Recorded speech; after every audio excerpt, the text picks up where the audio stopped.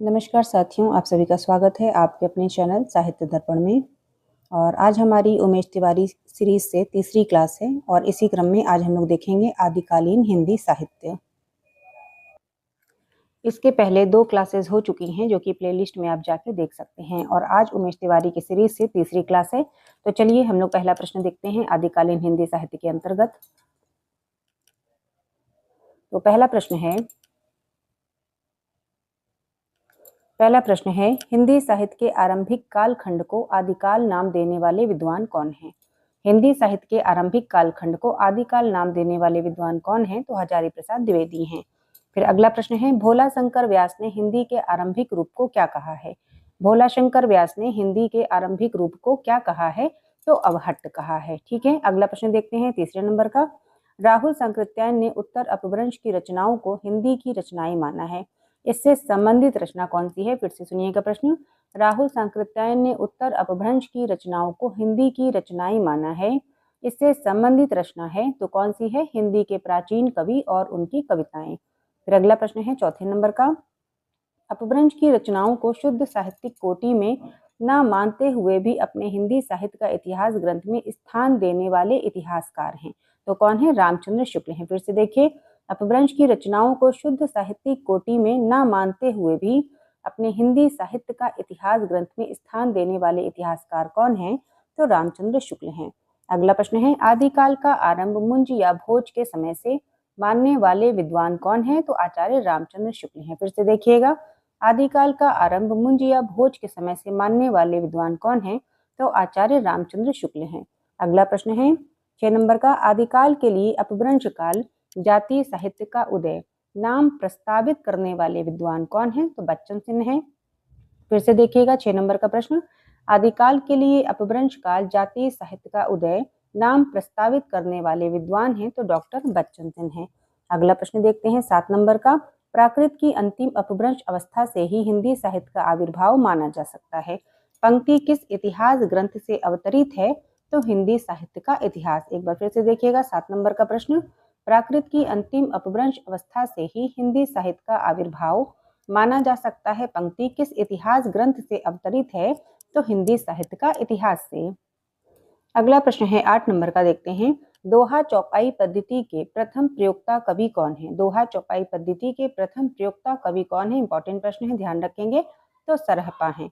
दोहा चौपाई पद्धति के प्रथम प्रयोक्ता कवि कौन है? तो सरहपा है। अगला प्रश्न है जैन परंपरा के सर्वप्रथम कवि कौन है? तो स्वयंभू है। फिर अगला प्रश्न है 10 नंबर का। बौद्ध सिद्धों के प्रथम साहित्यिक उद्धारकर्ता संपादन कार्य का शुभारंभ किसने किया है? तो बेंडल है। बौद्ध साहित्य के प्रथम साहित्यिक उद्धारकर्ता कौन है? तो बेंडल हैं। या फिर संपादन कार्य का शुभारंभ किसने किया है? तो बेंडल ने किया है। अगला प्रश्न, राहुल सांकृत्यायन ने सिद्धों के चर्या पदों और दोहों को किस शीर्षक से संपादित किया? तो हिंदी काव्यधारा से। अगला प्रश्न है पंचमकार। पंचमकार कौन कौन से हैं? मध्य, मांस्य, मत्स्य, मैथुन और मुद्रा का विधान किस साहित्य में मिलता है? तो सिद्ध साहित्य। अक्सर कर ये प्रश्न पूछ लिया जाता है पंचमकार से कि कौन सा है और कौन सा नहीं है। तो ध्यान रखेंगे पंचमकार में क्या क्या आता है? मध्य, मांस्य, मत्स्य, मैथुन और मुद्रा, ध्यान रखेंगे। और इसका विधान किस साहित्य में मिलता है? तो सिद्ध साहित्य में मिलता है। अगला प्रश्न है सिद्धों के चर्या गीतों एवं दोहों का प्रकाशन बौद्ध गान और दोहा नाम से हरप्रसाद शास्त्री ने किस वर्ष किया? ध्यान रखेंगे तो 1917 ईस्वी में। अगला प्रश्न, दोहा कोश के रचयिता कौन है? तो सरहपा हैं। दोहा कोश के रचयिता कौन है? तो सरहपा हैं। फिर अगला प्रश्न है 15 नंबर का। पुस्तक जल्हड़ हत दे चली गज्जन निरपकाज उक्ति किसकी है? तो चंद्रबरदाई की है। फिर से सुनिएगा, पुस्तक जल्हड़ हत दे चली गज्जन निरपकाज उक्ति किसकी है? तो चंद्रबरदाई की है। अगला प्रश्न देखते हैं 16 नंबर से। आदिकाल को सिद्ध सामंत काल किसने कहा? तो राहुल सांकृत्यायन ने कहा। आदिकाल को सिद्ध सामंत काल किसने कहा? तो राहुल सांकृत्यायन ने कहा। फिर अगला प्रश्न है संदेश रासक के रचयिता का नाम क्या है? तो अब्दुल रहमान। संदेश रासक के रचयिता का नाम क्या है? तो अब्दुल रहमान है। 18 नंबर का प्रश्न है राउलवेल किसकी कृति है? तो रोडा कवि की है। राउलवेल किसकी कृति है? रोडा कवि की। फिर अगला प्रश्न है मिश्र बंधुओं के अनुसार ब्रज भाषा का सर्वप्रथम हिंदी कविता में प्रयोग किसने किया था? तो शारंगधर ने किया था। फिर से सुनिएगा, मिश्र बंधुओं के अनुसार ब्रज भाषा का सर्वप्रथम हिंदी कविता में प्रयोग किसने किया था? तो शारंगधर ने किया था। फिर अगला प्रश्न देखते हैं, औघड़ का संबंध निम्न में से किससे है? तो गोरखनाथ से। औघड़ का संबंध किससे है? तो गोरखनाथ से। भू परिक्रमा की रचना किसने की? तो विद्यापति ने की। भू परिक्रमा की रचना किसने की? तो विद्यापति ने की। फिर अगला प्रश्न है 22 नंबर का, हरिचरित्र। हरिचरित्र के रचनाकार कौन है? तो लालच दास हैं। हरिचरित्र के रचनाकार लालच दास। नल दमयंती कथा के लेखक कौन है? तो व्यास कवि हैं नल दमयंती कथा के लेखक। अगला प्रश्न है, आदिकाल का प्रथम कवि कौन है? तो सरहपा हैं आदिकाल के प्रथम कवि। और अगला प्रश्न है 25 नंबर का, राहुल सांकृत्यायन ने हिंदी का प्रथम कवि किसे माना है? तो सरहप्पा को माना है। राहुल सांकृत्यायन ने हिंदी का प्रथम कवि किसे माना है? तो सरहप्पा को माना है। अगला प्रश्न देखते हैं 26 नंबर से, आचार्य शुक्ल ने देशभाषा काव्य की पुस्तकों की संख्या कितनी मानी है? आचार्य शुक्ल ने देशभाषा काव्य की पुस्तकों की संख्या कितनी मानी है? तो 8 मानी है। फिर अगला प्रश्न है 27 नंबर का, कविराज श्यामल दास ने रासों की उत्पत्ति किससे मानी है? तो रहस्य से मानी है। ध्यान रखेंगे, कविराज श्यामल दास ने रासों की उत्पत्ति किससे मानी है? तो रहस्य से मानी है। काशी प्रसाद जायसवाल ने रासों की उत्पत्ति किससे मानी है? तो इन्होंने भी रहस्य से मानी है। तो कविराज श्यामल दास और काशी प्रसाद जायसवाल, इन दोनों ही लोगों ने रहस्य से रासो शब्द की उत्पत्ति मानी है। फिर अगला प्रश्न है 29 नंबर का, नरोत्तम स्वामी के अनुसार रासों की उत्पत्ति किससे हुई है? तो रसिक शब्द से हुई है। नरोत्तम स्वामी के अनुसार रासो शब्द की उत्पत्ति रसिक से हुई है। फिर अगला प्रश्न है 30 नंबर का, रासों की उत्पत्ति आचार्य शुक्ल ने किससे मानी है? तो रसायन से मानी है। ध्यान रखेंगे कि रासो शब्द की उत्पत्ति शुक्ल ने किससे मानी है? तो रसायन से मानी है। रासों की उत्पत्ति शुक्ल जी ने रसायन से मानी है। अगला प्रश्न है 31 नंबर का, नेमिनाथ रास के रचयिता कौन है? तो सुमतिगण है। नेमिनाथ रास के रचयिता सुमतिगण। अगला प्रश्न है, दंगवे पुराण के रचनाकार कौन है? तो भट्ट केदार है। दंगवे पुराण किसका है? तो भट्ट केदार का। अगला प्रश्न है, योगचर्या किसकी पुस्तक है? डोम्भिपा की है। योगचर्या किसकी पुस्तक है? डोम्भिपा की। स्वयंभू लिखित रचना कौन सी है? तो पौम चरियु है। स्वयंभू लिखित रचना कौन सी है? तो पौम चरियु है। फिर अगला प्रश्न है, आलाखंड के रचयिता कौन है? तो जगनीक है।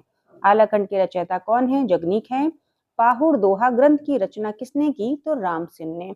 आलाखंड के रचयिता जगनीक और पाहुड़ दोहा ग्रंथ की रचना किसने की? तो रामसिंह ने की। अगला प्रश्न देखते हैं। अगला प्रश्न है 37 नंबर का, लेखक से रचना का मिलान करना है। तो ध्यान रखेंगे, यहाँ पे मिलान करना है लेखक से रचना का। तो सबसे पहले देखते हैं, अब्दुल रहमान की रचना कौन सी है? तो संदेश रासक है। अब्दुल रहमान की रचना संदेश रासक। दलपति विजय की रचना कौन सी है? तो खुमार रासो है। भट्ट केदार की रचना कौन सी है? तो जयचंद प्रकाश है। भट्ट केदार की रचना जयचंद प्रकाश है। और श्रीधर की रचना कौन सी है? तो रणमल छंद है। तो ध्यान रखेंगे, ख वाला क्रम सही है। अगला प्रश्न देख लेते हैं 38 नंबर का। 38 नंबर का प्रश्न है, गोरख बोध किसकी रचना है? गोरख बोध किसकी रचना है? तो गोरखनाथ की। बेली कृष्ण रुक्मणी री के रचयिता कौन है? पृथ्वीराज हैं। बेली कृष्ण रुक्मणी री की रचयिता कौन है? तो पृथ्वीराज हैं। नरवई बोध के लेखक कौन है? तो गोरखनाथ हैं। बीसल देव रासो के रचनाकार कौन है? तो नरपति नाला हैं। बीसल देव रासो के रचनाकार नरपति नाला हैं। अगला प्रश्न है 42 नंबर का, स्थूली भद्र रास किसकी रचना है? जिनधर्म सूरी की है। स्थूली भद्र रास किसकी रचना है? जिनधर्म सूरी की है। फिर अगला प्रश्न है, पृथ्वीराज रासो के रचयिता कौन है? तो चंद्रबरदाई हैं। पृथ्वीराज रासो के रचयिता चंद्रबरदाई हैं। फिर अगला प्रश्न देख लेते हैं 44 नंबर का, बीसल देव रासो के रचनाकार कौन है? निम्नलिखित पद्यांश के आधार पर निर्दिष्ट करें। एक बार फिर से सुनिएगा, बीसल देव रासो के रचनाकार कौन है? निम्नलिखित पद्यांश के आधार पर निर्दिष्ट करें कि 12 से बहुत तरा मझारी, जेठवदी नवमी बुधवारी, नाला रसायन आरंभ भई, शारदा तूठी ब्रह्म कुमारी, काश्मीरा मुख मंडनी। तो रास प्रसंगों बीसल देराई, ये पूरी पंक्ति है। तो ये किसकी पंक्ति है? तो नरपति नाला की है। बीसल देव रासो के रचनाकार कौन है? निम्नलिखित पद्यांश के आधार पर निर्दिष्ट करें। तो नरपति नाला है। अगला प्रश्न देख लेते हैं। अगला प्रश्न है 45 नंबर का, कौन सा रासो ग्रंथ केवल सूचना रूप में उपलब्ध है, उसका कोई पुस्तकाकार रूप आज तक अनुपलब्ध है? तो कौन सी रचना है वो? हम्मीर रासो है। कौन सा रासो ग्रंथ केवल सूचना रूप में उपलब्ध है, उसका कोई पुस्तकाकार रूप आज तक अनुपलब्ध है? तो वो कौन सी रचना है? तो हम्मीर रासो है। अगला प्रश्न देख लेते हैं, उत्तर प्रदेश में आलाखंड नाम से जो काव्य प्रचलित है, उसका मूल रूप प्राप्त होता है किसमें? परमाल रासो में। ठीक है, अगला प्रश्न देखते हैं, चारण काल किस काल का दूसरा नाम है? तो आदिकाल का। चारण काल किस काल का दूसरा नाम है? तो आदिकाल का। फिर अगला प्रश्न, उपदेश रसायन रास के रचयिता कौन है? उपदेश रसायन रास के रचयिता कौन हैं? तो जिनदत्त सूरी हैं। अगला प्रश्न है 49 नंबर का, हिंदी में लिखने वाला प्रथम मुसलमान लेखक या कवि कौन है? तो अब्दुल रहमान है। हिंदी में लिखने वाला प्रथम मुसलमान लेखक या कवि कौन है? तो अब्दुल रहमान है। अगला प्रश्न देख लेते हैं 50 नंबर का। यहाँ पे लिखा हुआ है कि नीचे दी गई रचनाओं के रचनाकारों का चयन विकल्पों में से कीजिए। तो साथियों ये 50 नंबर का प्रश्न है। और एक बात आप लोगों से और कहना चाहते हैं कि जैसे यहाँ पे प्रश्नों के साथ 4 ऑप्शन दिए गए हैं, लेकिन चारों ऑप्शन को ना पढ़ करके हम सिर्फ आंसर पढ़ रहे हैं, ताकि आप लोगों का कम समय में ज़्यादा प्रश्न तैयार हो सके। ठीक है, उसमें ज़्यादा समय भी नहीं लगेगा और कम समय में हम लोग ज़्यादा प्रश्नों को पढ़ पाएंगे। ठीक है, तो 50 नंबर का प्रश्न देखते हैं। बताना है यहाँ पे रचनाकारों के संबंध में। तो कर्पूर मंजरी किसकी है? राजशेखर की है। कर्पूर मंजरी रचना पूछा जाएगा किसकी है? तो राजशेखर की। अक्षर द्विकोपदेश किसकी है? तो डोम्बिपा की है। खालिक बारी रचना किसकी है? तो खुसरो की है। ढोला मारूरा दोहा किसकी है? तो कल्लोल की है। और दो सखुने किसकी है? तो अमीर खुसरो की। एक बार फिर से देखिएगा, कर्पूर मंजरी राजशेखर की है, अक्षर द्विकोपदेश डोम्बिपा की है, खालिक बारी खुसरो की है, ढोला मारूरा दोहा कल्लोल की है, दो सकुने अमीर खुसरो की है। अगला प्रश्न देख लेते हैं 55 नंबर का। देखते हैं अगला प्रश्न, हमीर रासो किसकी है? हमीर रासो तो ये शारंगधर की है हमीर रासो। और शारंगधर पद्धति किसकी है? तो ये भी शारंगधर की है। आदिकालीन जैन साहित्य किस भाषा में रचा गया है? आदिकालीन जैन साहित्य किस भाषा में रचा गया है? तो अपभ्रंश भाषा में। आदिकालीन जैन साहित्य किस भाषा में रचा गया है? तो अपभ्रंश भाषा में। अगला प्रश्न है, जैन साहित्य की सर्वाधिक लोकप्रिय काव्य शैली कौन सी है? तो रास काव्य है। फिर से सुनिए, जैन साहित्य की सर्वाधिक लोकप्रिय काव्य शैली बताना है तो रास काव्य है। फिर अगला प्रश्न है, जैन साहित्य के अंतर्गत रास काव्य शैली से तात्पर्य क्या है? जैन साहित्य के अंतर्गत रास काव्य शैली से तात्पर्य क्या है? तो जैन तीर्थंकरों के जीवन चरित्र तथा वैष्णव अवतारों की कथाएं जैन आदर्शों के आवरण में। फिर से देखिए, जैन साहित्य के अंतर्गत रास काव्य शैली से तात्पर्य क्या है? तो जैन तीर्थंकरों के जीवन चरित्र तथा वैष्णव अवतारों की कथाएं जैन आदर्शों के आवरण में। फिर अगला प्रश्न है, देख लेते हैं 60 नंबर का। भविष्यत कहा के रचनाकार बताना है कौन है? तो धनपाल है। भविष्यत कहा के रचनाकार धनपाल हैं। संदेश रासक की रचना विधा बताना है क्या है? तो ये खंड काव्य है। संदेश रासक क्या है? एक खंड काव्य है। अगला प्रश्न है 62 नंबर का। कृष्ण की रासलीला की परंपरा जो भक्ति काल में प्रसिद्ध हुई, इसकी शुरुआत किस ग्रंथ से होती है? ये बताना है। फिर से सुनिएगा, कृष्ण की रासलीला की परंपरा जो भक्ति काल में प्रसिद्ध हुई, उसकी शुरुआत किस ग्रंथ से होती है? ये बताना है। तो उपदेश रसायन रास से होती है। ठीक है, अगला प्रश्न है, सिद्धों की भाषा को संध्या भाषा नाम किसने दिया? सिद्धों की भाषा को संध्या भाषा नाम किसने दिया? तो मुनिदत्त तथा उदय व्रज ने दिया। मुनिदत्त तथा उदय व्रज ने दिया। अगला प्रश्न है कि प्राकृत पेंगलम का विषय बताना है क्या है? प्राकृत पेंगलम का विषय क्या है? तो विषय क्या है? छंद है। प्राकृत पेंगलम का विषय क्या है? तो छंद है। अगला प्रश्न, विद्यापति की पदावली में कौन सा रस प्रधान है? तो श्रृंगार रस। विद्यापति की पदावली में कौन सा रस प्रधान है? तो श्रृंगार रस है। अगला प्रश्न देख लेते हैं 66 नंबर का। आदिकाल के अंतिम प्रमुख कवि कौन है? तो खुसरो हैं। अगला प्रश्न, कौन सा रासो ग्रंथ अजमेर के शासक से संबंधित है? तो बीसल देव रासो। कौन सा रासो ग्रंथ अजमेर के शासक से संबंधित है? बीसल देव रासो। अगला प्रश्न है 68 नंबर का। चारण काव्य की भाषा कौन सी है? तो डिंगल भाषा है। चारण काव्य की भाषा कौन सी है? तो डिंगल भाषा है। फिर अगला प्रश्न है, सिद्ध साहित्य के विषय में कौन सा कथन सत्य नहीं है? सिद्ध साहित्य के विषय में कौन सा कथन सत्य नहीं है? तो क्या सत्य है सिद्ध साहित्य के विषय में? एक बार पढ़ लेते हैं कि सिद्ध साहित्य का झुकाव सहज साधना की ओर है, ये सही है। सिद्ध साहित्य के प्रथम कवि सरहपा हैं, ये भी सत्य है। सिद्ध साहित्य की रचना चर्या पदों तथा दोहों में हुई, ये भी सत्य है। और असत्य क्या है इसमें से? क्या सत्य नहीं है? तो सिद्ध साहित्य का प्रणयन पिंगल भाषा में हुआ, ये सत्य नहीं है। अगला प्रश्न देख लेते हैं, अपभ्रंश प्रभावित हिंदी रचना कौन सी है?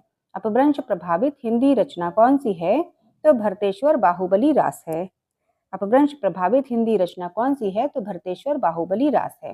फिर अगला प्रश्न है 71 नंबर का। चारण साहित्य किस साहित्य का दूसरा नाम है? तो रासो साहित्य का। चारण साहित्य किस साहित्य का दूसरा नाम है? रासो साहित्य का। कौल ज्ञान निर्णय के रचनाकार कौन है? तो मत्स्येंद्र नाथ है। कौल ज्ञान निर्णय के रचनाकार कौन है? तो मत्स्येंद्र नाथ है। अगला प्रश्न देख लेते हैं 73 नंबर का। कौल ज्ञान निर्णय के रचनाकार कौन है? तो मत्स्येंद्र नाथ है। अगला प्रश्न है 73 नंबर का। मत्स्येंद्रनाथ का पूजा या उपासना का क्या नाम है? मत्स्येंद्रनाथ का पूजा या उपासना का क्या नाम था? तो पिपलिश देव नाम था। मत्स्येंद्रनाथ के पूजा या उपासना का क्या नाम था? तो पिपलिश देव नाम था। अगला प्रश्न देख लेते हैं। अगला प्रश्न है 74 नंबर से, आल्हा और उदल नाम के दो वीर सरदारों की वीरतापूर्ण लड़ाइयों और युद्धों का अत्यंत प्रभावशाली वर्णन निम्नलिखित में से किसका वर्ण विषय है? तो परमाल रासो का। फिर अगला प्रश्न है 75 नंबर का, परमाल रासो के रचयिता जो महोबा के राजा परमार्दी देव के आश्रित थे वो कौन है? तो जगनीक हैं। परमाल रासो के रचयिता जो महोबा के राजा परमार्दी देव के आश्रित थे वो कौन है? तो जगनीक हैं। अगला प्रश्न, रासो ग्रंथ परंपरा का सर्वाधिक प्रसिद्ध लेकिन उतना ही विवादास्पद काव्य ग्रंथ कौन सा है? तो पृथ्वीराज रासो है। फिर से देखिएगा 76 नंबर का प्रश्न, रासो ग्रंथ परंपरा का सर्वाधिक प्रसिद्ध लेकिन उतना ही विवादास्पद काव्य ग्रंथ कौन सा है? तो पृथ्वीराज रासो है। अगला प्रश्न देख लेते हैं 77 नंबर का, डॉक्टर विनय तोष भट्टाचार्य के अनुसार सरहपा का समय बताना है। विनय तोष भट्टाचार्य के अनुसार सरहपा का समय क्या है? तो 633 ईस्वी है। 633 ईस्वी है। अगला प्रश्न देख लेते हैं 78 नंबर का, शुक्ल जी ने जिन 12 ग्रंथों के आधार पर आदिकाल को वीर गाथा काल कहा है, उनमें अपभ्रंश की कितनी रचनाएं हैं? तो 4 रचनाएं हैं। ध्यान रखेंगे कि उनमें अपभ्रंश की कितनी रचनाएं हैं? तो 4 रचनाएं हैं। अगला प्रश्न है, कनफटे योगी किस पंथ के लोगों को कहा गया है? तो नाथ पंथ के लोगों को कहा गया है कनफटे योगी। अगला प्रश्न देख लेते हैं 80 नंबर का, शंकराचार्य के बाद इतना प्रभावशाली और इतना महिमान्वित भारतवर्ष में दूसरा नहीं हुआ। भारतवर्ष के कोने कोने में उनके अनुयायी आज भी पाए जाते हैं।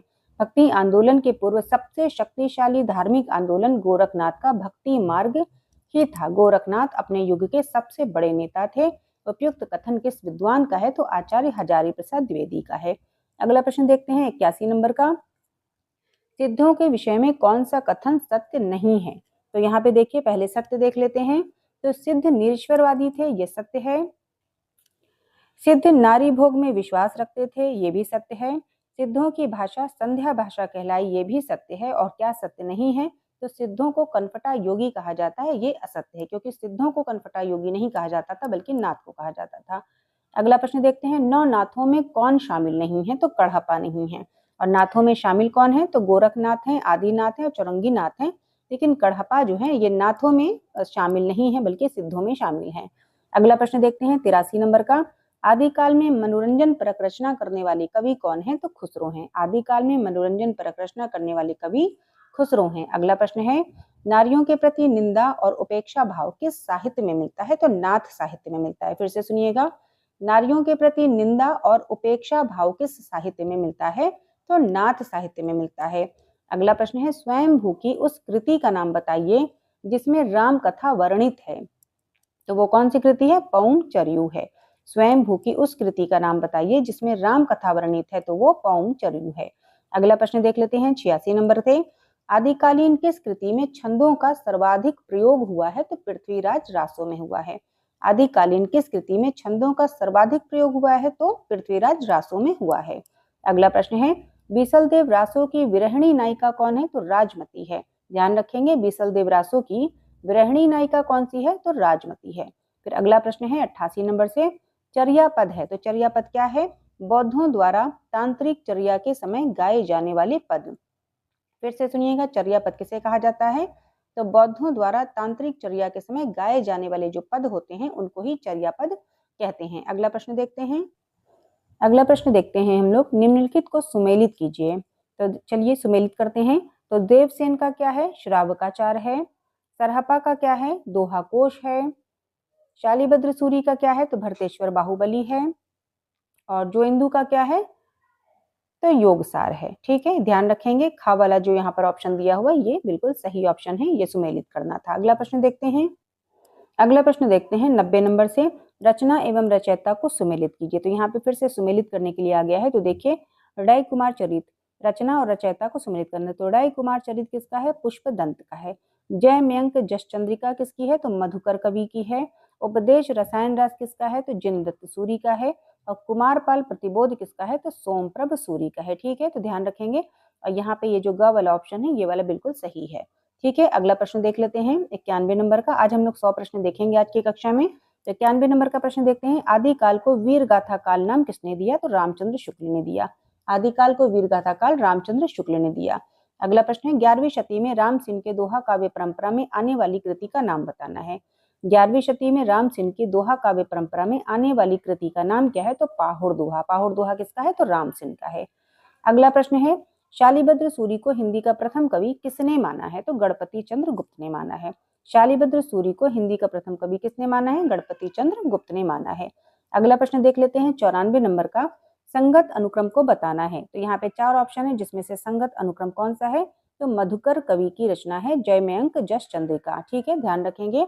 अगला प्रश्न है 95 नंबर का, संगत अनुक्रम बताना है। तो देखिए, खुमार रासों का क्या है? दलपति विजय है। खुमार रासों का दलपति विजय है, ये संगत है, और बाकी ये तीनों असंगत है। अगला प्रश्न देख लेते हैं 96 नंबर का। आज की कक्षा में हम लोग को 100 प्रश्न देखने थे। तो संगत अनुक्रम को बताना है। तो देखिए, बाकी 3 गलत है, यहाँ पे ये सही है। जयचंद प्रकाश किसका है? तो भट्ट केदार का है। फिर अगला प्रश्न है 97 नंबर से, आदिकाल को संक्रमण काल की संज्ञा किसने दी है? तो राम खिलावन पांडे ने दी है। आदिकाल को संक्रमण काल की संज्ञा किसने दी है? तो राम खिलावन पांडे ने दी है। फिर अगला प्रश्न देख लेते हैं 98 नंबर का। प्रश्न है, श्रावकाचार के रचयिता कौन है? तो देवसेन है। श्रावकाचार के रचयिता देवसेन। राउलवेल कृति क्या है? तो चंपू काव्य है। राउलवेल जो कृति है ये क्या है? तो ये चंपू काव्य है। और आज का 100 नंबर का प्रश्न है, और आज की कक्षा का अंतिम प्रश्न है। सुमेलित करने के लिए फिर से तो ध्यान रखना है, सुमेलित करना है। तो जगनिका क्या है? जगनिका तो परमाल रासो है। जगनिक ये जो रचयिता है जगनी, इनकी रचना का क्या नाम है? तो परमाल रासो है। विद्यापति की रचना कौन सी है? तो पदावली है विद्यापति की रचना। अमीर खुसरो की रचना क्या है? तो 2 शकुने हैं। और स्वयंभू की रचना क्या है? तो पौम चरियु है। तो ध्यान रखेंगे। तो आज का 100 नंबर का प्रश्न हम लोग ने देख लिया। अब अगली कक्षा में फिर से हम लोग 100 नंबर के प्रश्नों को देखेंगे, 100 प्रश्नों को देखेंगे। ठीक है, तो चलिए बस आज की कक्षा यहीं तक। अगर आप लोगों ने इसके पहले की 2 क्लासेस उमेश तिवारी की सीरीज से नहीं देखी है तो प्लेलिस्ट बन गया है, आप उसमें जाके देख सकते हैं। तो चलिए बस आज की कक्षा यहीं तक। सभी का बहुत बहुत धन्यवाद।